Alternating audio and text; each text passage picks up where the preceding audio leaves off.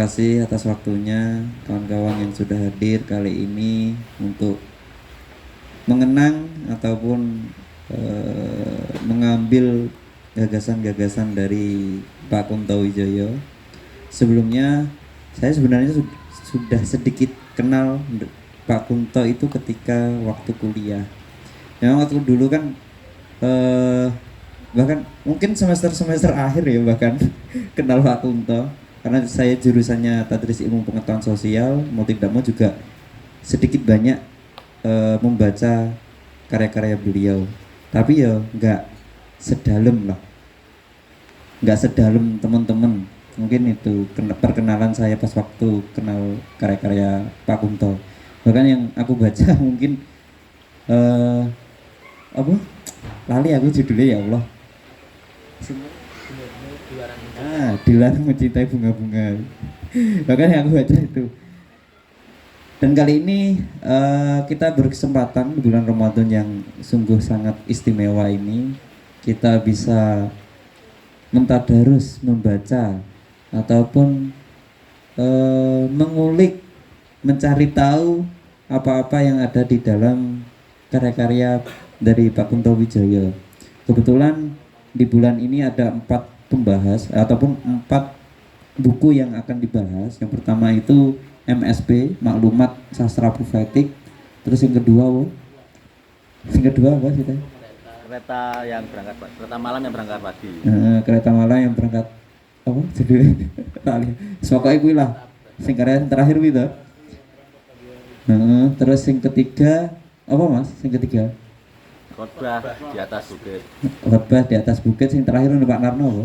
Suluk Awang Wung. Suluk Awang Wung. Awang Wung. Nah, ada 4 yang nantinya akan dibahas di setiap hari Jumat. Jadi jika kawan-kawan kesini di hari Jumat, jangan lupa untuk mengundang ataupun mengajak kawan-kawannya. Nah, yuk belajar Pak Kunto. Oh iya. Kebetulan hari ini adalah yang dibahas Maklumat Sastra Profetik, karya dari Pak Kunto Wijoyo.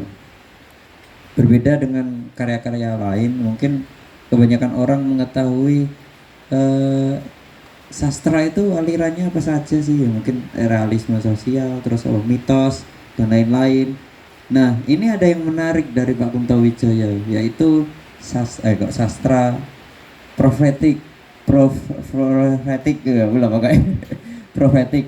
Nah, mungkin saya juga sebenarnya belum mengetahui banyak terkait sastra profetik, tapi setidaknya sastra profetik intinya itu sedikit ke arah keagamaan, ataupun sastra yang diarahkan ke agamaan, sastra yang diarahkan kepada lagu sufistik ya. Nah, intinya seperti itu, tapi ya gambarannya bagi saya kurang dalam, tapi nanti akan dijelaskan oleh Mas Ainu apa itu sastra profetik yang digambarkan oleh ataupun yang dikatakan oleh Pak Kunto Wijoyo. Jadi kita berkesempatan untuk menyimak apa yang nanti akan disampaikan oleh Mas Ainu terkait Maklumat Sastra Profetik. Monggo disilahkan Mas Ainu. Terima kasih. Assalamualaikum warahmatullahi wabarakatuh. Alhamdulillah. A'udzubillahi minasyaitonirrajim. Bismillahirrahmanirrahim. Kuntum khaira ummatin ukhrijat linnas ta'muruna bil ma'ruf wa tanhauna 'anil munkar wa tu'minuna billah.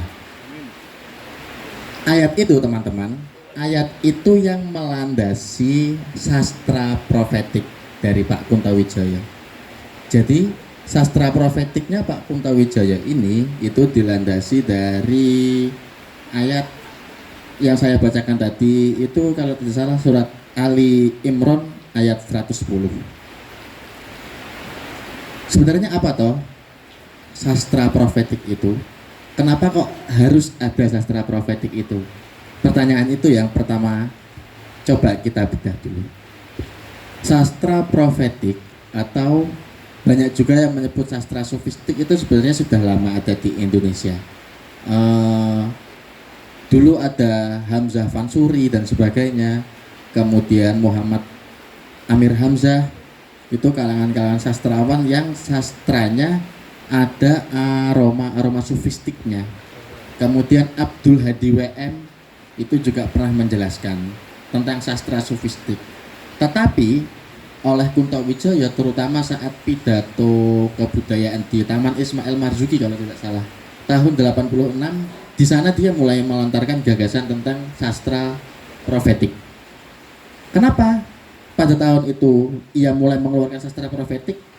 Ini sebenarnya ikut urun rembuk dalam geger gedan sastra kontekstual. Kalau teman-teman ingat dulu Ariel Herianto dan kawan-kawan pada tahun 80 kan itu kan semuanya perdebatan sastra itu harusnya seperti apa, dan perdebatannya itu tidak ada yang mengarah kepada keagamaan, spiritualitas dan kemaknaan hidup. Sedangkan pada kenyataannya sastra ini mau tidak mau itu harus beririsan dengan realitas. Jangan sampai sastra terpencil dengan realitas. Nah, pada tahun 80-an itu perdebatan itu membuat sastra itu seakan-akan jauh di Menara Gading. Karena ya udahlah, ini loh ada sastra profetik ini loh. Nah, itu dulu Mas Riki pengantar dari saya. Menarik. Berarti Pak Kunto Wijaya ini sedikit banyak memberikan tawaran. Ini loh ada sastra profetik yang ketika waktu dulu tahun 80-an mungkin masih jadi perdebatan terkait sastra kontekstual dan tekstual. Nah, ini yang sebenarnya kita harus mengambil arah yang mana antara sastra kontekstual dan tekstual. Kedatangannya Pak Kunto Wijaya ketika di Taman Ismail Marzuki itu beliau mengatakan apa yang dikatakan oleh seperti Mas Ainu tadi, dia menawarkan terkait ini loh ada sastra profetik yang sesuai ataupun sama bisa diambil dengan tradisi-tradisi di Indonesia, sesuai dengan culture yang ada di Indonesia. Mungkin itu. Terus ada tambahan lagi nggak Mas Ainu? Ada Mas. Jadi gini, sastra profetik itu yang diharapkan Kunto Wijaya adalah sastra yang dekat dengan realitas. Dia tidak terpencil dari masyarakatnya. Makanya kalau Mas Riki tadi pernah membaca dilarang mencintai bunga-bunga, mungkin teman-temannya juga baca cerpen-cerpennya itu selalu dekat dengan wong cilik. Kisah-kisah di cerpennya itu dekat dengan pinggiran keseharian, pasar mungkin. Karena Pak Kunto ini dia menuliskan karya sastranya itu berdasarkan imajinasi, nilai, dan pengalaman. Jadi 3 unsur itu selalu ada. Imajinasi, bagaimana ia mengimajinasikan, kemudian nilai, yang pasti nilai itu nilai-nilai ketuhanan, profetik, dan pengalaman. Entah pengalamannya atau pengalaman tetangganya. Karena ini masih kata Mahfud Ikhwan itu sastrawan juga di Jogja yang skripsinya dulu mengangkat Pak Kunto Wijaya. Orang-orang di lingkungannya Pak Kunto di perumahannya itu, kalau misalnya nama Pak Kunto ada di koran, cerpennya terbit, pasti deg-degan semua itu tetangganya. Karena ini kira-kira kisah siapa yang diangkat ini? Kisahnya Pak siapa ini yang diangkat? Atau Bu siapa? Karena itulah Pak Kunto, dia selalu dekat dengan keseharian, mengabstraksikan itu. Dan yang menurut saya menarik di sini adalah Pak Kunto itu mengutamakan visi baru narasi. Kadang kan ada juga kita bernarasi dulu dalam berkarya, bikin narasi, diksinya baik-baik dan sebagainya, tapi visinya nggak jelas. Tapi kalau Pak Kunto ini tipikal orang yang mengutamakan visi, kemudian baru narasi. Kendati demikian, narasinya pun bagus juga pada akhirnya kan, bisa indah karena kematangannya beliau tadi, Pak Kunto Wijaya. Sastrawan yang seperti itu tidak banyak sebenarnya di Indonesia. Ada salah satunya Pramudia Anantatur, itu sastrawan yang mengutamakan visi kemudian bernarasi. Itu dulu Mas. Oke, itu tadi yang disampaikan oleh Mas Ainu terkait sastra profetik. Terus saya jadi teringat, beliau kan top moncar-moncarnya itu ketika di tahun 70-an 70-an, 80-an itu mulai moncar-moncarnya Pak Kunto Wijaya, karya-karyanya mulai dikenal oleh banyak orang dan lain-lain. Nah, ketika itu kan apakah mungkin ini sedikit apa ya keluar terkait hal sastra profetik, tapi saya juga pengen tahu latar belakangnya Pak Kunto Wijaya. Nah, tahun 70 80 ini kan masih perdebatan panjang lebar terkait sastra kontekstual dan tekstual. Nah, di situ apakah kan biasanya itu kan ada kubu-kubuan antara kubu si kontekstual dan kubu tekstual ini.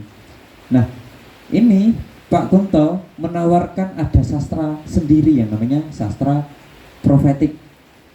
Nah, bukankah nantinya ini Pak Kunto ini seakan-akan berbeda dengan orang-orang lain, terus enggak apa ya, ibaratnya berbeda, tidak dimusuhi oleh orang-orang yang seperti aku loh ini sastra kontekstual, aku loh ini sastra tekstual. Apakah dia itu juga dimusuhi ketika dulu? Oh, jelas tidak gitu. Mungkin dinamika pasti ada ya. Tetapi pada masa itu orang-orang yang berkarya seperti Pak Kunto, katakanlah karyanya itu lebih ke pada akhirnya sufistik, itu sangat banyak juga. Semisal ada Acep Zamzam Nur, Abidah Al-Khaliki, kemudian siapa lagi saya lupa, Sutarji Khalzum Bahri, kalau teman-teman tahu, itu juga termasuk karyanya itu sastra profetik bisa dikatakan. Kemudian yang perlu kita garis bawahi di sini, sastra profetik atau sastra sufistik, ada juga istilah sastra tasawuf. Itu saya baca dari yang mengulas Kunto Wijaya juga, lupa saya namanya. Di situ dijelaskan bahwa sastra tasawuf itu biasanya karya sastra yang penulisnya juga seorang sufi, semisal Jalaluddin Rumi, ada Ibnu Arabi, Al-Halaj dan sebagainya. Kemudian jika sastra sufistik atau sastra profetik, itu sastra yang penulisnya belum tentu sufi, tetapi nilai-nilai yang ada di dalamnya itu sangat dalam kandungan nilai-nilai tasawufnya, nilai-nilai kesufian, nilai-nilai penghayatan dan pemaknaan hidup. Kan kita harus mengimajinasikan bahwa sufi atau tasawuf itu bukan melulu wirid, torekot dan sebagainya. Bisa juga dengan menghayati hidup, makna hidup, terus bagaimana kita memandang hidup, itu kan juga spirit-spirit kesufian juga. Perlu saya tekankan juga, di maklumat sastra profetik ini Pak Kunto itu terinspirasi dari Isra Mi'raj Nabi. Itu yang saya gila ternyata. Dari hal yang sangat transenden, menurut saya kan Isra Mi'raj itu sebelumnya saya anggapnya wah ini urusan langit, sangat jauh dari bumi gitu. Ternyata bisa jadi inspirasi kesusastraan. Jadi begini, saat Isra Mi'raj itu, terutama Mi'raj, Nabi itu kan menemui Tuhan. Itu masih jadi perdebatan juga, Mi'raj sampai ke Sidratul Muntaha atau versi mimpi dan sebagainya. Pada intinya Mi'raj itu Nabi menemui Tuhan, tetapi setelah itu Nabi turun lagi ke bumi, melakukan tugas-tugas kerasulannya, ya tiba itu wong, ya kan, ya stimusi orang-orang banyak dan sebagainya. Kemudian liutami mamangkarimal akhlak tadi, menyebarkan akhlak-akhlak yang baik, kemudian rahmatalil alamin, menjadi rahmat bagi sebagian alam. Nah, hal-hal itu yang menjadi inspirasi Pak Kunto dalam menulis maklumat sastra profetik. Karena kebanyakan ahli mistik atau ahli tasawuf atau orang-orang yang ngebut untuk wusul sampai kepada Tuhan, itu biasanya kalau sudah sampai dia meninggalkan duniawi, dia meninggalkan segala kemelut, meninggalkan keluarganya. Bahkan yang baru-baru ini viral mungkin ya, itu menurut saya itu syahwat religius, kayak jalan kaki dari Kediri ke Mekah itu loh. Itu kan dia terlalu ingin mencapai puncak spiritual rukun Islam, tetapi kan gak logis, gak masuk akal. Tugas-tugas kemanusiaan, keluarga yang ada di rumah dan sebagainya, ya tinggalkan begitu saja. Padahal kan kalau kita berkaca ke sini, Nabi itu gak gitu, sampai ke puncak bahkan bertemu dengan Allah kan di sana, tetapi setelah itu kembali lagi menghadapi realitas. Nah, itu yang diinginkan dalam sastra profetik. Dan Pak Kunto juga itu mengatakan inilah tugas sastrawan. Jadi tugas sastrawan itu berat kalau kita tabarukan ke Pak Kunto ini. Tugas sastrawan itu berat, kawan-kawan. Apalagi kerja-kerja kebudayaan. Benar apa yang dikatakan oleh Mas Ainu tadi. Mungkin saya sedikit lebih paham lagi apa yang dikatakan yang dimaksud oleh sastra profetik tadi. Intinya sastra profetik itu kalau di pikiran saya itu mengambil nilai-nilai Islam tapi juga tidak meninggalkan realisme sosial. Jadi agama ya kena, realis sosial ya kena, kedua-duanya. Kan biasanya kita melihat apa yang ditawarkan oleh para sastrawan-sastrawan besar, aliran-aliran besar, realisme sosial, ya kita dekat karo ngomong cilik, karo nganu kuwi wis turba dan lain-lain. Nah, kedekatannya hanya semacam itu, tapi tidak dalam hal lingkup sofistik ataupun keagamaan lah. Terus apa nih? Mistikal ya, mitos dan lain-lain berkaitan dengan hal-hal semacam itu. Tapi yang ditawarkan oleh Pak Kunto Wijaya ini menarik. Kita bisa mengambil duniawi, kita juga bisa mengambil dalam hal keagamaan, sofistik. Ini menarik dua hal, tidak bisa dilepaskan, yaitu sastra profetik. Dan mungkin sedikit dari kawan-kawan juga belum banyak yang mengerti latar belakangnya Pak Kunto Wijaya itu seperti apa. Dia itu lulusan mana, lahir di mana dan lain-lain. Sebenarnya juga belum tahu banyak terkait biografinya beliau. Mungkin dari Mas Ainu bisa disampaikan, setidaknya biar tahu, oh Pak Kunto Wijaya itu lahir di sini toh. Wah, engko lak semisal dolan ning gone kono, oh iya aku kelingan, oh ternyata ini nih Pak Kunto Wijaya. Wah. Intinya aku mungkin bisa disampaikan, Mas. Oh iya, maaf lupa tadi itu ya. Pak Kunto itu orang Jogja beliau. Dan jadi akademisi di UGM, tapi pernah menempuh pendidikan di Universitas Columbia. Ya, leres Pak ya. Di Universitas Columbia itu beliau. Disertasi beliau juga tentang Madura, seingat saya itu. Saya belum pernah baca, cuma sekilas tahu Pak Kunto bahas tentang Madura itu di disertasinya beliau. Itu bahasnya tentang Madura apanya? Culture-nya atau culture sosialnya? Itu Pak Kunto. Terus kemudian kiprah keagamaannya juga, menurut saya beliau ini seorang akademisi dan sastrawan yang saleh. Mantap. Saya jadi ingat lagi ini tentang sastra profetik. Jadi gini, biasanya kan kita tahu ya, sastrawan itu parlente, hype dan sebagainya gitu loh. Apalagi soalnya yang dinabikan kan Khairil Anwar, dia kan suka kemana-mana, main wanita dan sebagainya. Tapi ketika di maklumat sastra profetik ini, tugas seorang sastrawan, seorang Islam itu ternyata harus menegakkan sholat, membayar zakat dengan ajak, kemudian berzakat, berhaji bila mampu. Dan ketika engkau menjadi seorang pengarang, maka tidak kafah Islammu jika tidak menjadikan sastra sebagai ibadah. Saya, gila ini. Jadi sastra ini harus bernilai ibadah gitu loh. Saya kira relevan karena ada ayat juga yang mengatakan wa ma khalaqnal jinni wal insi illa liya'budun. Jadi Tuhan itu menciptakan manusia itu dan jin hanya untuk beribadah. Mungkin Pak Kunto di sini terinspirasi dari ayat itu. Jadi bagaimanapun juga dalam bersastra kita harus diniatkan ibadah. Karena ayatnya itu tadi wa ma khalaqnal jinni wal insa illa liya'budun. Itu. Saya jadi ini membayangkan apakah Pak Kunto itu juga penikmat syair-syair Timur Tengah. Jadi kepikiran apa yang diambil dari sastra profetik ini kan, sekarang kalau kita melihat syair-syair di Timur Tengah kan, betapa mereka para penyair itu selalu mengagungkan ketuhanan mereka dan lain-lain. Dan jadi kepikiran apakah Pak Kunto ini juga menikmati syair-syair tokoh-tokoh ataupun penyair dari Timur Tengah, kayak semisal siapa ya, Rumi dan lain-lain. Kalau menurut saya, sepembacaan saya, yang pasti pembaca. Karena di sini Pak Kunto juga sering mengutip Muhammad Iqbal. Muhammad Iqbal itu filsuf juga, penyair Pakistan. juga, Pakistan juga. Pakistan. Itu kan puisi-puisinya ngeri juga itu kan dia. Ngeri sofistik, dan saya saja membaca itu bisa merinding gimana gitu kan kalau baca Iqbal. Jadi yang pasti jelas membaca karya-karya Timur Tengah itu. Saya boleh tambahkan dulu nggak? Monggo. Jadi dalam sastra profetik ini, biar kita lebih jelas lagi ya, Oke. itu Pak Kunto memberikan 3 kaidah. Yang pertama itu kaidahnya epistemologi strukturalisme transendental. Daki-daki berat banget ya. Oh. Tapi sebenarnya singkat.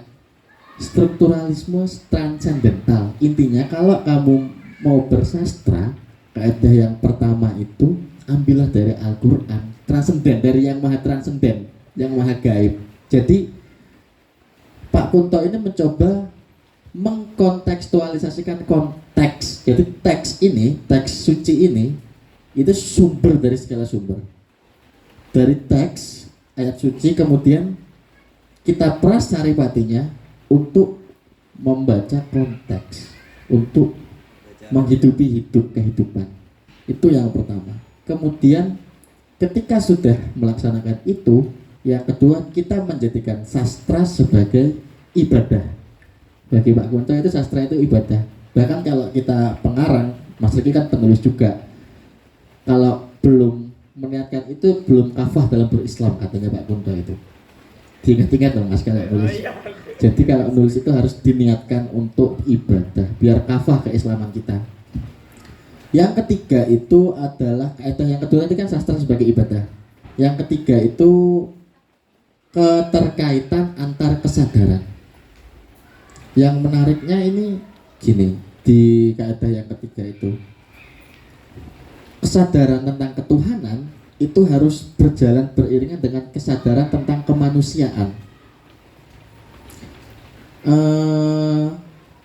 Kita bisa lihat contohnya dalam cerpen-cerpen Pak Kunto, semisal ada di sepotong kayu untuk Tuhan. Di cerpen itu kan kasihan saya lihatnya. Orang tua, Pak tua itu di sana, beliau hidup dengan istrinya sudah tua, kemudian mendengar ada pembangunan surau dan warga desa berbondong-bondong menyumbangkan apa saja yang dia miliki. Tetapi karena Pak tua tadi miskin dan sebagainya, dia hanya memiliki pohon nangka besar. Di sana pohon nangka itu akan diberikannya kepada surau tadi. Dituliskan sepotong kayu ini untuk Tuhan gitu. Rencananya begitu. Dan si Pak tua itu sangat berprinsip, jangan sampai ada orang satupun tahu ini dariku, biar aku dan Tuhan yang tahu itu. Tetapi sialnya kayu itu mau dibawa, dilarutkan di sungai, kemudian sampai tengah malam kan Pak tua istirahat, kayunya larut kena banjir.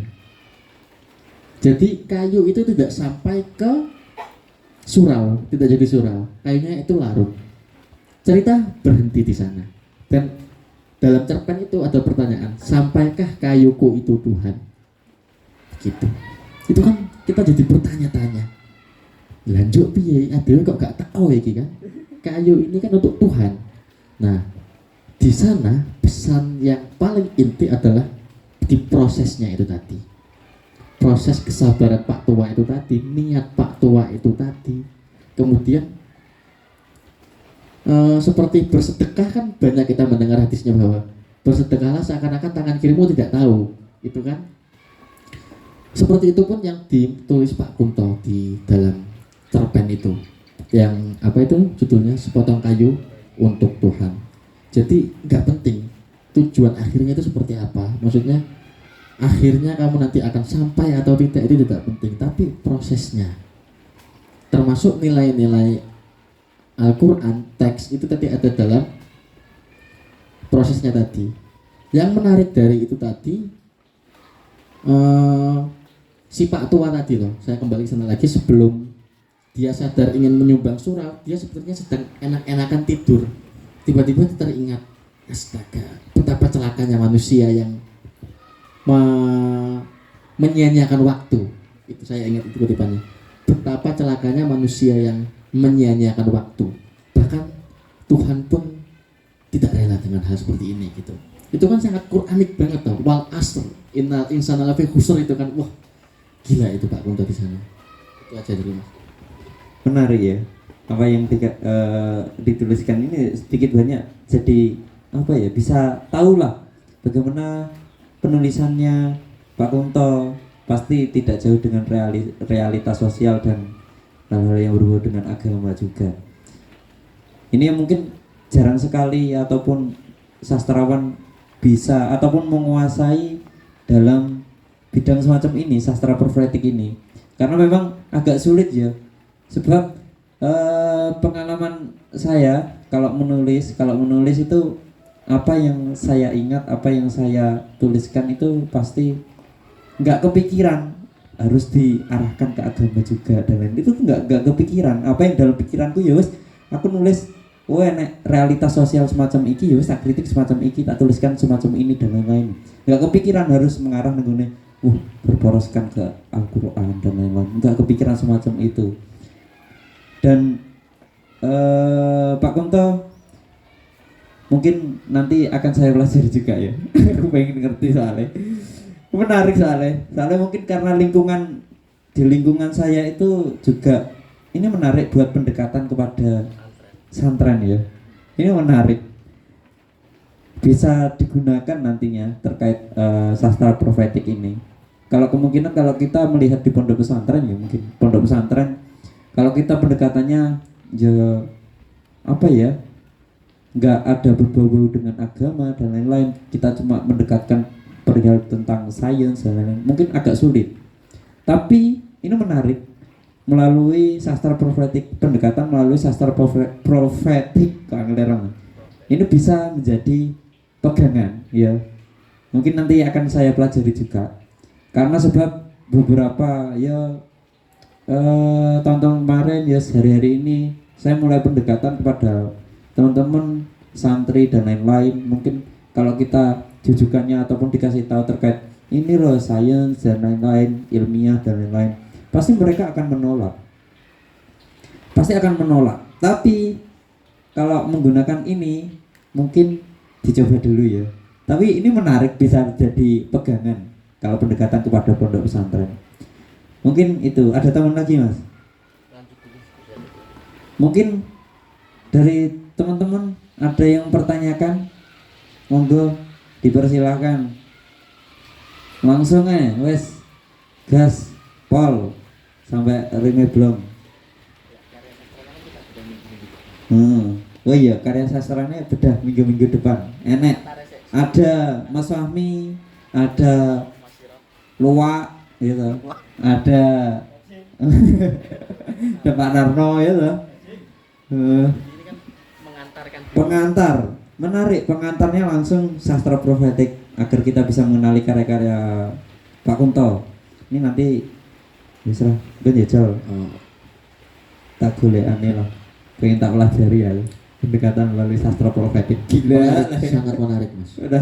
Dan perlu sampai tahu juga ya, dan kayaknya teman-teman harus tahu juga ini. Di selain kaidah ada etika profetik. Ada etikanya juga. Etik, secara etiknya seperti apa? Di sini intinya itu ada 3. Kuntum khairu ummatin ukhrijat linnas ta'muruna bil ma'ruf wa tanhauna 'anil munkar tu'minu billah. Yang pertama itu humanisasi.